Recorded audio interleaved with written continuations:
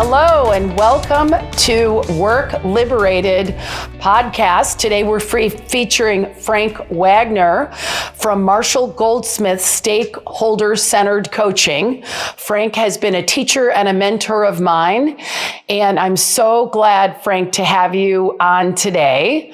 And tell us what Stakeholder Centered Coaching is. Well, first of all, thank you for inviting me to join, Maji. It's always a pleasure seeing you, working with you. And by the way, let me just give a plug before I say anything about me one of the last things I worked with you on was you asked me to review your upcoming book, and it's titled Ignite Culture. And I was blown away with the quality of what's there. And partly one of the reasons is it resonates so well with stakeholder centered coaching. So first of all, let me kind of introduce what stakeholder centered coaching is by a little bit of background. You'd mentioned Goldsmith, the name Marshall Goldsmith, and Marshall has, in fact, he sent me a bio today to send to one of my clients that he's going to come do a talk for. And I mean, the recognition he's gotten is unbelievable. I knew Marshall back in 1972 when we started a PhD program together, and that's over 50 years ago. And he is now considered, top leadership coach in the world, a top leadership guru, and all that. And all I'm doing is capturing and training people in his way of coaching very successful people to get even better. And it's called Stakeholder Centered Coaching. So we've been doing this now for probably over 20 years. At this point. And stakeholder centered coaching has some parts that are not unique to the coaching world and some that are actually very unique. And at its essence, what stakeholder centered coaching is and its differentiators are, has a heavy involvement of what we call stakeholders in the coaching process, and we measure results. And, typically in coaching, corporate coaching, they really don't have very good measurements for whether it was worth the investment and whether or not a leader really got better. And so we actually measure results by an anonymous survey by stakeholders. So that's kind of the essence of what it is, why it's called stakeholder centered coaching. And why does our organization exist? One simple reason. We believe every employee deserves a stakeholder centered leader. And that is the wave of the future. What is a stakeholder-centered leader? Well, a stakeholder-centered leader is a leader who puts together around them the involvement of every relevant stakeholder group. And if you're impacted by what they're doing, you are involving them, and you're working collaboratively with your stakeholders to basically improve things for the common good of all the stakeholders. So everybody benefits from it. I've been very fortunate in terms of having a relationship with a gentleman named Alan Mulally, who's been one of the top leaders in the world. He turned Ford Motor Company around. He led Boeing commercial at both its darkest hour when 9/11 hit and through to the time he left there. And he has a phrase he calls PGA.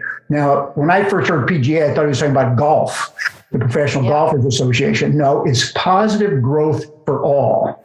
So when you talk about your whole webinar series, right, and Work Liberated, is a stakeholder-centered leader liberates every person that's involved and impacted by whatever the work is that leader in that organization is doing. So, by the way, the Business Roundtable, which is one of the prestigious places, I think you have to be a CEO of a top 50 or 100 company, and they always classically describe the mission of the corporation was increase shareholder value. Well, in 2019 they changed that, radical change, and what that basically involves all stakeholders. Okay, so from your job is to generate profit to your job is to give me the difference between both. Well, I'll just use Alan Mulally as an example. when he turned Ford Motor Company around, he came in. They were predicted to lose $17 billion. I'm going to guess the year was 2006. I could be wrong by a couple of years. And they exactly lost that amount of money. He turned them around. Now, what he did was he implemented his working together management system, which, by the way, heavily involves stakeholder centered coaching, because he had been coached twice by Marshall Goldsmith in this methodology. And he involved everyone involved into one plan. So the union was involved. They weren't considered to be our workforce that we have to manage. They were at the table. Their bankers were at the table. So that's what you mean by stakeholder centered, everybody who has something to say. Right. Well, not only something to say, but actually are impacted by what you are doing. Yep. In an organization. All of the people that are dependent on you. Yeah. And should benefit from you. Got it. So, it's an all-encompassing collaborative methodology. So how did you come up with it? I mean, you went to school with Marshall Goldsmith. He wrote this amazing book called What Got You Here Won't Get You There, which we use in all of our leadership training programs. And I actually use it specifically with anybody I'm coaching or in our deep alignment. That's the first thing they have to do, because I want them to get for themselves that there's a gap between where you want to go and where you are. If you're human, there's a gap. But how did stakeholder centered coaching get created from all that? Well, it started back around, I'll just say, the year 2000, beginning of this decade. And Marshall had, at this point in time, had been honing this methodology just by working with successful leaders. I mean, Marshall and I started our life as teachers, trainers. We did leadership development. And then Marshall started, and this is leading up to and then writing the What Got You Don't Get You There book, started coaching some these are leaders that you see them on the front of magazines. Yeah. And one thing he realized, because he's so smart, is that successful people have certain beliefs. And by the way, we all operate fundamentally based on our beliefs. And these beliefs have both an upside and a downside of highly successful people. So we started developing a methodology that both benefited and used the upside of these beliefs, but managed the downside of these beliefs. And I'll give you an example. I mean, this didn't take a PhD of Marshall Goldsmith to figure this out. Successful people actually believe they're successful. They read a press clipping. Oh, great leader, great leader. They're going to say, oh, yes, they're capturing reality. I'm a great leader, right? So what is that? What is the upside of that belief? You have a high degree of self-confidence. Now, one thing we've also discovered along the way is that a leader, if we're going to coach them, has to bring something to the table. And what they got to bring to the table are three things. They have to have enough courage, they have to have enough humility, and they have to have enough discipline. Those are the three things they need. And if they don't have those things, our methodology, which is phenomenal, it's not going to work. The methodology requires these people to have that. By the way, one of the people at Marshall coach, I've met him just on a couple of occasions. I don't really know him, is Dr. Jim Kim. This guy's won the Nobel Prize. Wait, Dr. Jim Kim? Yes. Okay. Yeah, Dr. Jim Kim, his last real public job was he ran the World Bank. And by the way, the World Bank wasn't doing too well when he came in, and they're basically trying to reduce poverty, provide funding for things all over the world. And he turned them into a phenomenally successful organization. This is one thing Dr. Jim Kim said about our methodology, stakeholder centered coaching. Everything these people talk about is easy to understand, which I'll describe shortly, and difficult or hard to do. Yeah. But then he adds to that. He says, and that's what scares people. And when I say a leader needs enough courage, is because our methodology requires courage. Also, for some leaders, it's not a courage issue, but they need humility to do this thing. And all of this, I don't care what you're talking about. I mean, what's on the news today? Well, in the news today is the World Cup. one of the biggest athletic events that occurs every 4 years. And by the way, there isn't a single athlete on that field that doesn't operate from a strong sense of discipline to get there. Right. Well, the same thing happens with leaders. To get better, it requires discipline to get better. So what Marshall did is he found a methodology. He just sort of like pieced it together over a number of years, coaching a lot of people. Then he asked me to take charge of designing and training people in this coaching methodology. So that's what we did. Marshall said, he told me, Frank, I want you to train people to coach like me. And I said, certainly, Marshall. And I also said to myself, Frank Wagner, you are not a very good liar, because there's no way I'm going to train people to be like Marshall Goldsmith. I could train them in a methodology that covers most of what Marshall does, and it unbelievably successful methodology. And it does. I've been in the training, and everybody comes, they told me on my first job, we're going to teach you what to do, but we're basically giving you the doctor's bag, and we're going to put some tools in that bag. How you use those tools is your job and your responsibility. And like you said, personal discipline, the humility and courage to continue to keep moving forward and keep moving forward and keep moving forward. So tell us a few of the, I want to hear a few of the pieces of the framework for stakeholder centered coaching. Right. And then I want to hear a couple of success stories. And then I want to hear, if we have time, when it didn't go well. Sure. Well, yeah. Well, first of all, the like anything is based upon a certain set of principles or guidelines, stakeholder centered coaching. Yep. Now, the first one is, you might say, pretty obvious. Emphasize stakeholders in the methodology. Now, see, most coaches have an ego. In fact, everybody on the planet has an ego. Some manage it well, some don't. But a lot of, and by the way, the more successful people have, the more they have a challenge of managing their ego. Well, the thing about stakeholder centered coaching for coaches, it's not about the coach. So you'd mentioned responsibility. That you got the bag now of the doctor's bag, but you've got to take responsibility for what you do with it. Well, we put the responsibility on the leader and the leader stakeholders to actually manage the process of a leader getting better. It's not like, come into Frank Wagner's office and we'll have a private conversation. You're going to go out and become a better leader. Well, by the way, can that work? To some degree, yes, but it doesn't work nearly as well as involving the stakeholder in the process. Now, what does that mean to involve the stakeholders? If they're going to be involved, they got to know that they're involved. So one of the things a leader has to do in stakeholder-centered coaching is they're working to get better on something. Well, guess what? They pick a goal. Now, that's not unique to our kind of coaching. I mean, I think anybody who's hired your coaching to achieve some result. So a leader has to go public. So, mind you, you got a leader. The first leader I ever coached had to work on treating people with respect. Guess what? He had to go to his stakeholders, the people who were going to be his stakeholders, and say, I need your help. I want to become better at treating people with respect. How did he find out he needed to work on treating others with respect? Because that's why they got him a coach. The guy was very disrespectful. They said, you're not treating people with respect. You need to get a coach. Exactly. Okay, so there was no secret. No, management knew this person. See, this person was I'm not going to mention the company or this person.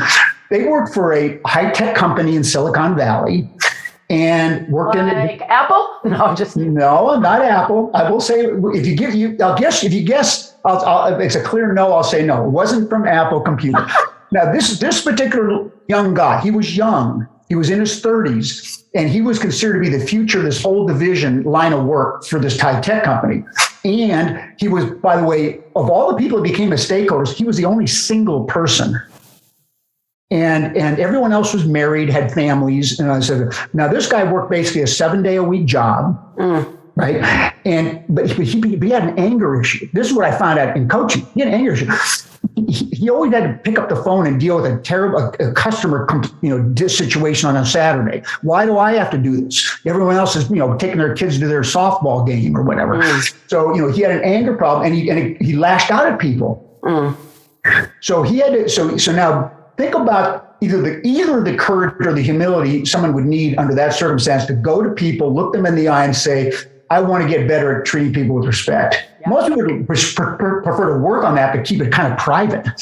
Or they would prefer to have a diagnosis of some life-threatening illness versus admit that they've got a problem. Yeah. Well, yeah. This ties into the second belief of successful people is if we just remember, all this is based upon understanding human nature that we're dealing with. Yeah. Second thing that people have a problem with is that they're in charge of their fate. Successful people like to say, oh, I'm not successful because I won the lottery. I'm successful because of me and what I bring to the table. And so remember, I am successful. I also choose. Well, it's amazing how superstitious they are and how much they will go through denial of things. What do you mean superstitious? Like if I start treating people with respect, I might lose my mojo and then exactly. I won't have my edge anymore. Yeah, exactly. I've seen like, this has worked for me all these years, i.e. what got you here won't get there. Yeah. See, they're making correlations that don't exist. See, they think they're successful because they're disrespectful, right? I don't suffer fools lightly, or I don't listen, right? I'm just ahead of everybody, and let's just move on. You just listen to me, right? Wow. So they'll say, I'm a successful leader because I'm a bad listener. Now, in the history of the human race, no one has ever been a successful leader because they're a bad listener. But you know what? That's in the self-report in the back of these people's heads. Well, I would say, so Frank, hold on a second. I would say they might not be saying I'm successful because I'm a bad listener. They would say I'm successful because I have a high sense of urgency. I'm diligent. I'll get it done. I don't waste time with the wrong things. And what they don't see is that is all of the wake of their behavior on other people. Right. And by the way, if we go back in history, they could get away with that. Oh, sure. Yeah. Because situations weren't as complex as they are today. I mean, somebody that only relies on their own intellect and their own intelligence, don't hold your breath. I mean, they can be somewhat successful. Yet if the goal is to be a highly successful leader, and remember, my field is very simple. Just like Dr. Jim Kim says, and everything I do is extremely simple. There's only one thing you need to be a leader, and that's that people are following you, right? And why they're following you is because you're influencing them in an effective manner. Now, by the way, choosing not to listen influences people. It just doesn't usually influence them in the right way. Yeah. Right. Yeah. Now, and by the way, I'm not saying you listen to every single person on every subject matter, but in many cases, involving others and listening to them is a positive form of influence, which gets them to follow you in the direction you're heading. Yep. Right. So, I mean, you've got a nice little. What is that behind you, Maji? There's a picture behind you. Oh, a compass. It's a compass, right? I was like, is there a spider? Yeah, no, is there a spider? No, there's no spider. No, and see, we use our compass because one of the other things about just human nature, I'm talking about either a leader or a follower, is we all really do have a basic need to be going somewhere. You know, we've got a path we're following. Otherwise, if you're leaderless and rudderless, life is miserable. Right.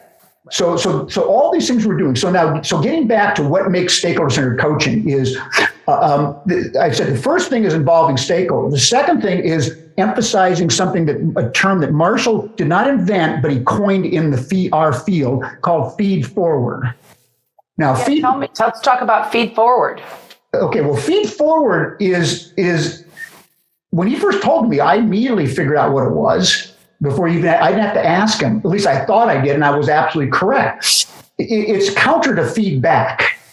See, feedback is the breakfast of champions. It's all over the literature historically. When I got my PhD, it's all about giving feedback, right? Feedback as a leader. Well, guess what? Successful people, you think they like getting feedback? No. Oh yeah, they do. They like to get feedback that says, you are wonderful. You are so brilliant.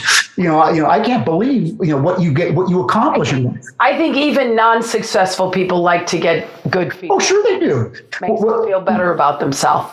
Well, way back in my first days as a college professor, they just come out with a magazine called Psychology Today. Oh, yeah? And I never forgot one cover. It showed like the platform at the Olympic Games where you've got the top platform, the person who won the gold medal, and then you got one slightly lower for the silver and one slightly lower for the bronze. They had that, and it was a cartoon. And they had about 50 people all hugging each other standing on the gold medal platform. I mean, everybody thinks they're better than average and they're successful people. It's not just successful people. Successful people just have these tendencies, whether it's, remember, self-confidence is a belief of success, is what comes out of successful people's belief. But the other thing can be arrogance. Yeah. Right. And they get, these things are just blown out into like up through a microscope, just blows them up into a bigger picture. Their self-confidence is higher, their arrogance is higher, right? Their superstition is higher. You'd asked about this superstition thing. They actually are worried that if they change anything that will probably help them, they won't be as successful. And that's one thing they do not want to be, is less successful this year than they were last year. I had that fear when I was 28. Yeah, well, tell me more about that. Well, just, like as a young person doing extremely well in recruiting, I actually thought if I changed anything, I would lose my edge. Mm-hmm. I wanted that edge because I was super, super successful.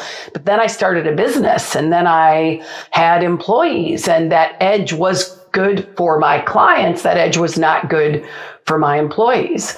And then about 36, I started to really look at, I actually could improve and have that edge actually be better. Sure. And that shift is what got me into the coaching business in the first place, because I saw it for myself. But I don't want to interrupt you. No. So I want to. Let me finish feed forward. Okay, good. Yeah. Feedback is the reason why. Like everyone has difficulty with, quote, feedback that's inconsistent with the way they see themselves. So if I'm seeing myself as a winner and I'm giving some criticism, it's like, this doesn't connect, right? And even if it's true, it's worse if it's true, right? And so the same token is, you can't do anything about the past. That's what feedback is, always about what happened yesterday or 5 minutes ago. Yeah, and then people feel bad. And what is feed forward? It has nothing to do with the past. It has to do with what could you do tomorrow differently. What I want you to do next time. Yeah, so I mean, behave next time. Yeah, see, it's basically a suggestion. That's what, as soon as Mark said feed forward, I'm thinking suggestion. So we spent more time focusing our leaders on tomorrow, not yesterday. Now, when I say emphasize feed forward work is our principle, it doesn't mean disregard feedback. It's just a much more emphasis on tomorrow and what you're going to do type of thing. And the last thing, which will lead to what we specifically do, is our job is to change behavior. We're not here. Our type of work it does impact mindset and all these kinds of things, but we just start at the behavior level. What are you doing? Right. And how long does it take to typically change one behavior?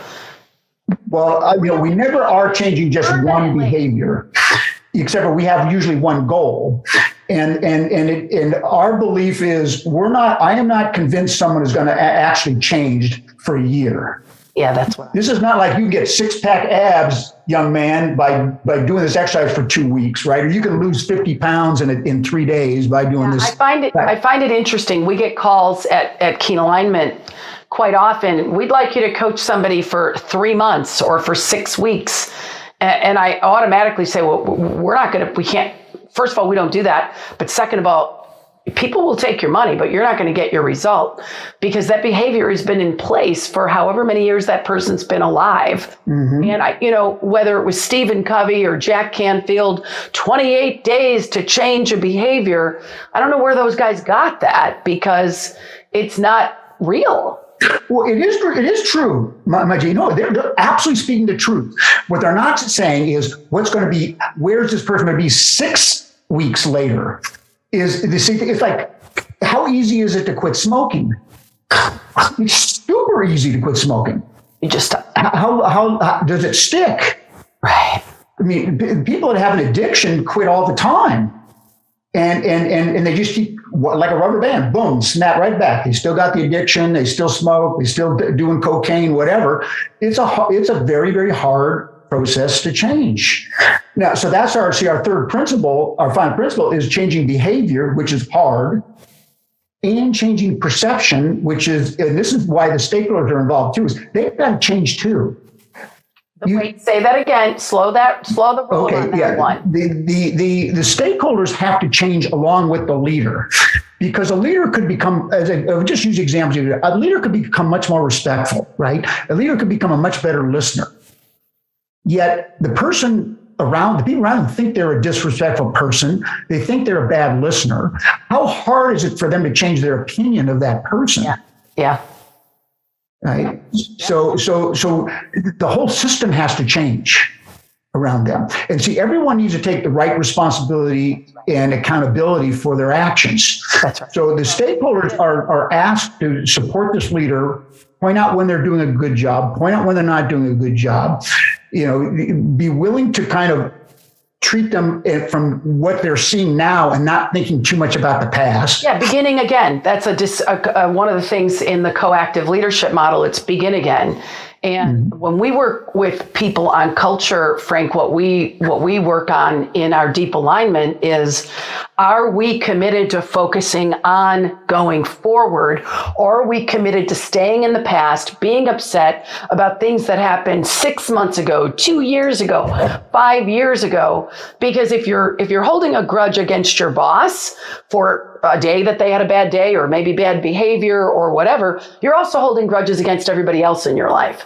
And so this changing perspective, I want to really underline it, because that is a piece of culture. And, I have a client whose name shall be secret, but she is a real go-getter, and she has people working on 15 different, completely disparate things at a time, because she's really driven to make a difference in the world. And she wants to change because she knows she's retiring in the next few years. And the people around her are like, well, you know how she is. You know how she is. That's just how she is. And I said, well, if she wants to change, why wouldn't you support her in changing?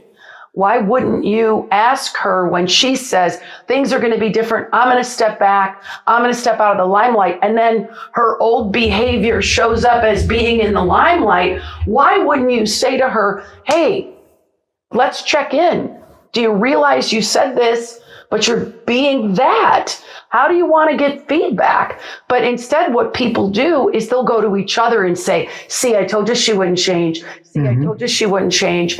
And I think that is, first of all, it's irresponsible. And I also think it's pervasive in that person's life everywhere, that they put people in a box. There's a great book called Leadership and Self-Deception, and they leave them in the box. Once a failure, always a failure. Once a hard ass, as I would say, or disrespectful, always that way. And if a person truly wants to change, I actually really believe in my heart of hearts, that's why I do the work I do, they can.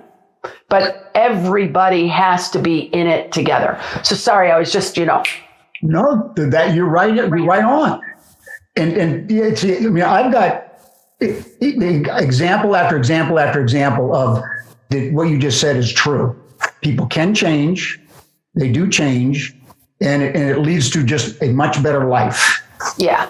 And so let me now quickly, with that background, let me explain, because now people listening can get a concept of what I described, why it's so powerful. Well, let's recap though what we've said so far. What is the person getting the coaching? What are the three things they need? And then what are the principles? Okay, yeah, the three things they need to bring to the table. And by the way, because you said, well, Frank, do they work on one behavior? They're going to work on something like being a better collaborator, holding people accountable. That's their you might say, the main focus of my work with them. Yet they're also exercising the muscles of courage, humility, and discipline at the same time. Yeah. So this is all interconnected on this. So the leader needs, even to get started, enough courage, enough humility, and enough discipline. The principles that we developed around stakeholder centered coaching, based upon Marshall's work, is that we involve stakeholders. It's more about them than us. And they become the real day-to-day coaches versus us. Second thing is we emphasize the future much more in the past, and we call it emphasize feed forward versus feedback. And the third principle is we change behavior and perception in parallel. They both have to occur at the same time. And that all takes time to become the new reality for people. So now here's how we do it. Yeah. A leader, the first thing we do is we work with a leader to choose a goal. Sometimes, most of the time involves doing some form of data gathering, right? 360s, behavioral interviews, whatnot. And then the leader then uses that to choose what I want to focus on.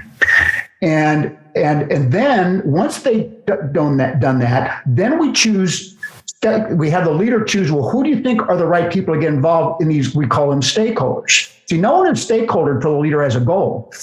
Marshall worked years ago with a large financial institution of a international automobile company, and he coached the president, CEO, and then later they asked me to coach the chief operating officer. The chief operating officer was seen as a bottleneck, so he had to learn to be a more effective delegator. So he worked on delegation. Now, once he picked the goal of delegation, I said, well, this is always simple when you pick something like delegation. We know who your stakeholders are. They're your direct reports. So all his direct reports were stakeholders. It went really, really well. In fact, the good news is this guy is now retired. I learned that on LinkedIn not too long ago, but he became the next CEO of this organization. A couple of years after coaching him, I get a phone call. Frank, would you come in and coach our new chief financial officer? I said, okay, why? And they said, well, Japan told us to fire the prior CFO. I never asked why. And they said, get someone from outside of the automobile industry. So they went to Wall Street. Now, personally, I think could have been a bit of a mistake. At least it made a challenge for this new CFO. This CFO never even didn't own a car. The guy lived in Manhattan, right? He took either taxis or subways to work, right? Everyone else on the executive team loved cars. I mean, I think they had motor oil in their bloodstream, right? This guy didn't even know, whether a car had 2 wheels or 4 wheels, right? So I'm doing my interviewing to help him pick his goal. Turns out what he had to work on, building relationships with his peer group. Yeah. Now, remember, we didn't have a set of stakeholders till we had the goal. Now, his goal was the opposite of the first guy I coached that had direct reports. His was the other 9 members of the executive team that he was working on. So you don't pick stakeholders. They're the ones that have to be most relevant to what the leader is working on. Yeah. Okay, so step one is not just picking a goal, it's picking stakeholders. That's kind of unique to us because most coaching doesn't involve stakeholders. Then the last part of this is they have to meet with their manager to go over the goal and the stakeholder list and get their approval.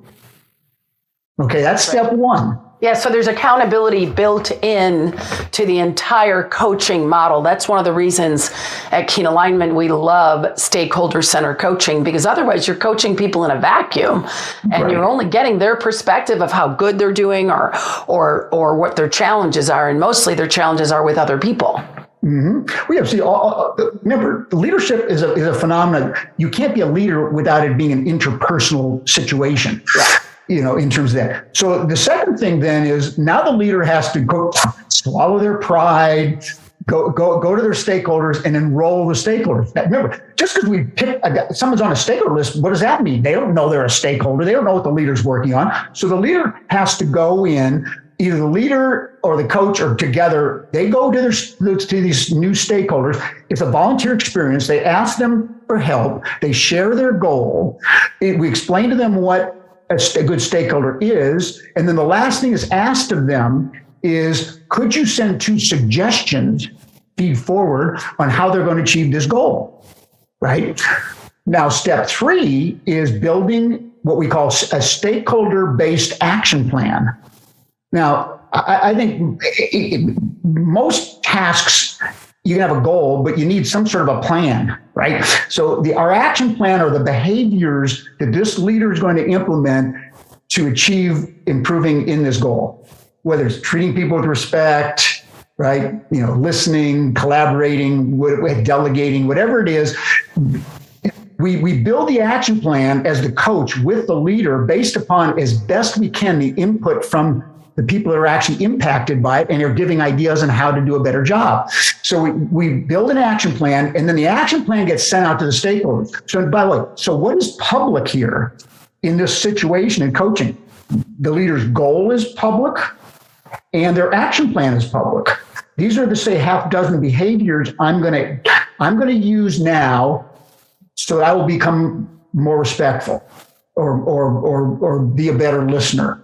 Yeah, so what I remember about going through the training, now that I'm listening to you again in this way, isn't your whole logo on Stakeholder Centered Coaching, isn't that a compass? And then inside each piece of the compass is what you're doing?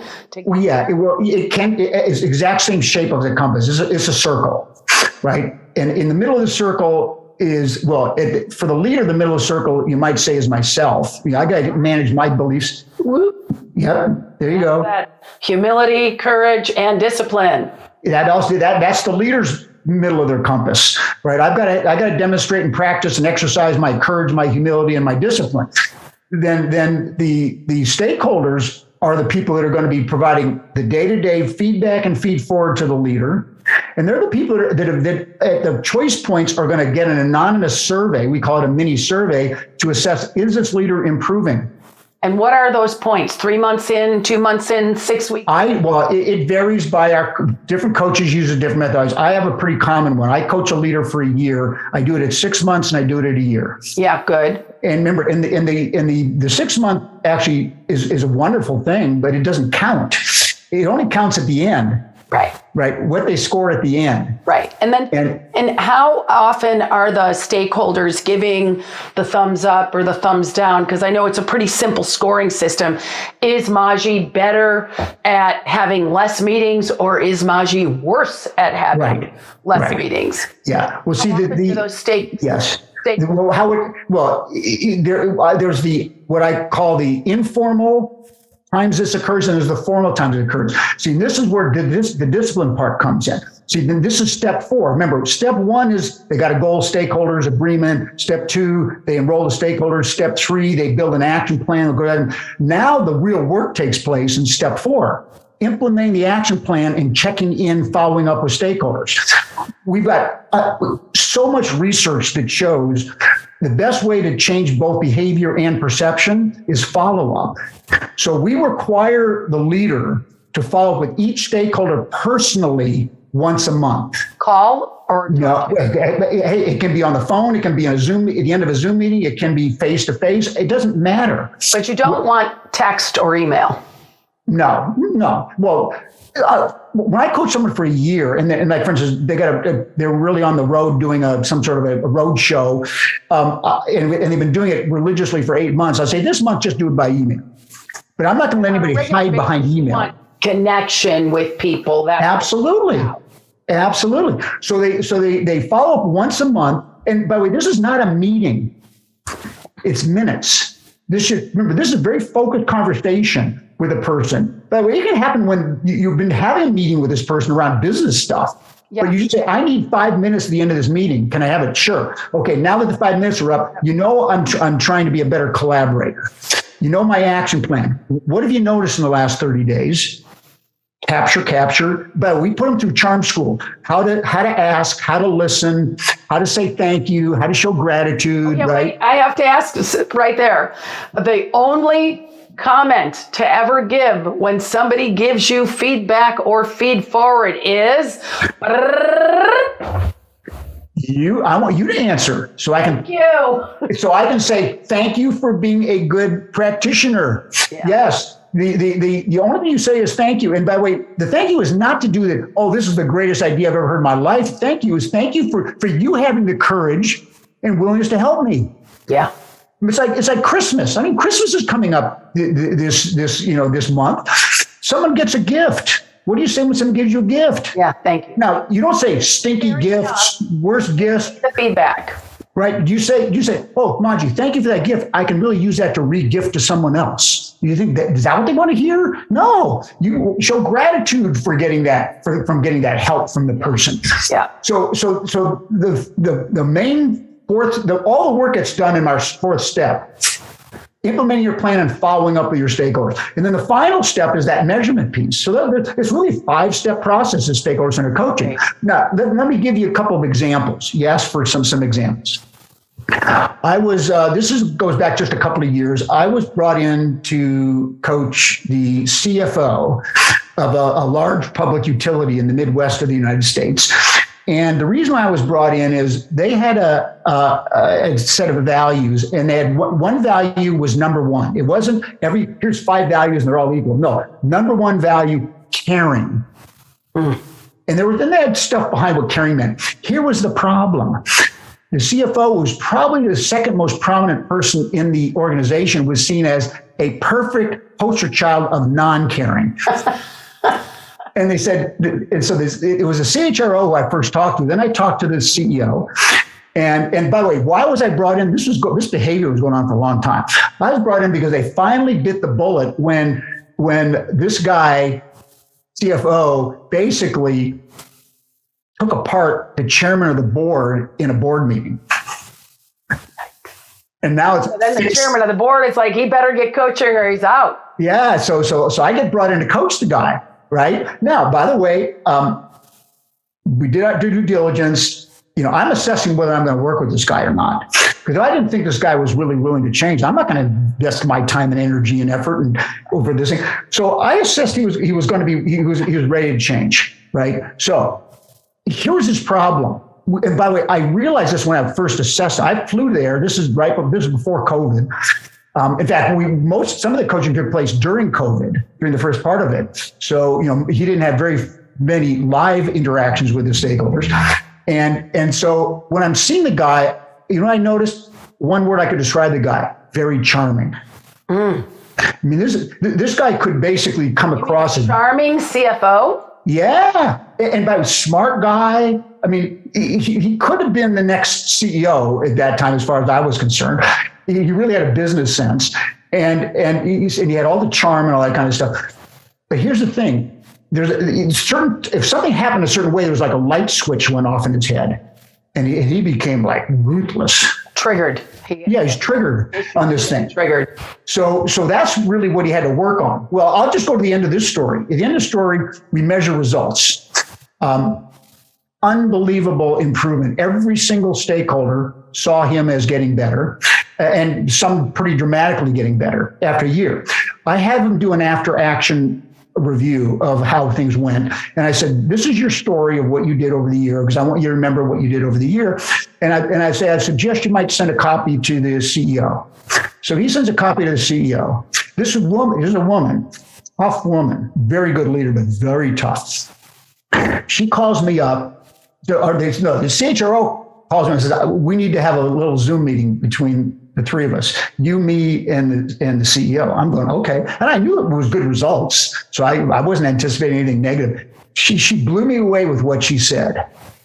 She opened the meeting by saying, you're my new best friend. And I spent no time with her besides interviewing at the very beginning of this. See, I try to stay in the background. It's not about the coach. It's about the leader taking responsibility, the stakeholder taking responsibility, being accountable for each other, and changing. Yeah. Stakeholder change their perception. He changed his behavior. Good. Right. So success. She also said, this is what she said that blew me away. I almost cried reading his after action assessment. I mean, talk about a success story on that. By the way, did not start off well. Let me give you another example, probably a worst scenario. I was brought in, this is a large retailer basically in the state of Texas. And the grandson of the founder is the chairman of the board. And I'm brought in to coach this woman. She's on the C level of the organization, and works in the corporate headquarters. And when the president and the CHRO talked to me about her, this woman I'm going to go coach, they said, Frank, little known interesting fact about her: she has fired 3 bosses. I'm going, wait, I'm confused here. I've never heard of anybody firing their boss. I guess that means I quit. No, she was still there. And by the way, every one of the bosses she fired was in the C-suite. Over time, this is over time. I'm going, okay, this is interesting. And they said, oh yeah, Frank, and she just fired her last coach. Her last coach was a psychiatrist, and she fired him on the spot when he told her you should be on drugs. I'm flown to Texas to meet this woman, right? And I'm going to describe Stakeholder Centered Coaching to her. And so I described Stakeholder Centered Coaching to her. And by the way, I did this in a polite way, but a very direct way, looking at her face and say, you may not have enough courage, humility, or discipline to do this. I'm going to fly home. I don't want to hear from you till at least Monday, and you decide whether you want me to work with you. Well, guess what? I obviously worked with her. She called me up with money and said, I want to go to work. I said, great. So I worked with her. Now, all three of the women she had fired that she had reported to one time were on the stakeholder list. And by the way, she was willing to bite the bullet and do all this. Good. I'm at the United Nations in New York, and the phone rings. I've got my little mobile phone. My phone, I pick it up as hello, and this woman introduces herself, gives the name of the company. Okay, I know she's a stakeholder. I know the name. I've never met this lady. And she says, now you're coaching so-and-so. I said, yes. And I've been asked to be a stakeholder. I said, well, I know you're on the list. She says, well, I don't want to do it. I said, okay. And then I'm sitting to myself going like, what do I say next? Fortunately, I just didn't say anything. And then so she adds on, she says, you probably don't know this, but she fired me once. And I'm going, oh, I didn't admit that I knew it. I just kept my silence. She says, I have a terrible relationship with this woman. But you know what? It's probably the best it's ever been. I don't want to jeopardize that by being a stakeholder. I'm sitting to myself going, you got to be kidding me. I was biting my tongue not to laugh at this lady, but I just stopped and I said, it is a volunteer experience. You do not have to be the stakeholder. And I could just sense the relief on the other side of the phone. This thing I said in closing, I said, you know what? I'm going to be coaching her for a year. Anytime you want to come back, you're invited. So I hung up. Guess what? 3 months later, she became a stakeholder. Because she saw the progress this woman was doing. Why? Well, because remember, everybody talks, just like you said earlier, everyone talks, right? They said, oh my God, she's actually trying. No one said in 3 months she was a different person. They said she was trying. But she was, and by the way, the reason why she was a sacred cow there is the chairman of the board loved her. And I don't mean in a romantic sense. She was the kind of person, like a lot of the people like that woman you mentioned, he is a phenomenal philanthropist in Texas. And he will come up with this idea. She's the person that makes it real. She'll put the plan together. So she couldn't be fired. So I ended up coaching. And by the way, guess what? At the end, she got better, right? All the stakeholders get better, right? So that's what we do for a living here. I love these cases like this. Great. So in recapping, I just want to recap one more time. If I want to use stakeholder centered coaching with a client, that client has to be willing. They have to have the discipline, the courage, and the humility to look in the mirror and say, which is, by the way, chapter 1 of Ignite Culture, to look in the mirror and say, what's not working? What am I? And sometimes they're too nice. Sometimes they're too agreeable. They want everybody to love them. Sometimes they're too scattered and flighty. Sometimes they go to anger, and none of it works, because if we're being polarized in any of our behavior, it just doesn't work. And then the 4 steps again, Frank, are 1. Pick a goal, then stakeholders, then get a sign off. Step 2, enroll the stakeholders. They got to know their role, right? Yeah. Step 3, remember the last part of step 2 is sending in some suggestions on how they're going to achieve the goal. Step 3 is building a document with the fingerprints of the stakeholders on it, which goes back to them. Yep. Step 4, all the heavy lifting is done. You actually have to change. You got to implement the plan. You got to follow up. And then the 5th one is measuring the results. Measure. So I just want to let everybody on Work Liberated to know that Frank can be reached at coach.frank@gmail.com. Very simple. Awesome. All lowercase, just the word coach, _Frank@gmail.com. And Frank is doing 2 trainings as part of our Culture Catalyst program to teach people about stakeholder-centered coaching. So part of our Culture Catalyst program is a year-long mastermind with leaders from different companies who want to learn what the pros know and teach so they can take it into their companies. And so Frank is one of our guest teachers. And Marshall Goldsmith, that I don't know that anybody on this podcast knows, wrote the foreword for the book Ignite Culture. So if you want to get a sneak peek at Ignite Culture, you can go on keenalignment.com. A pop-up will come and you can start reading sneak peeks. The book's official launch is January 18th. And Frank, thank you so much for being here. I'm so glad we're working together. And thank you for sharing Stakeholder Centered Coaching, which is an amazing opportunity to build transparency, to build trust in an organization, and to develop leaders and powerful followers. So thank you so much. And we appreciate your time and your energy and your love that you give to everybody you work with. Yeah, it was always a wonderful life to have, be able to work with people like yourself and our clients. And I will just say one quick little thing is probably my favorite coaching assignments are working with people that are considered already great leaders and they pick a strength to get better at. So it worked there too. Awesome. Well, thank you so much, Frank, and we'll talk to you soon. All right, take care.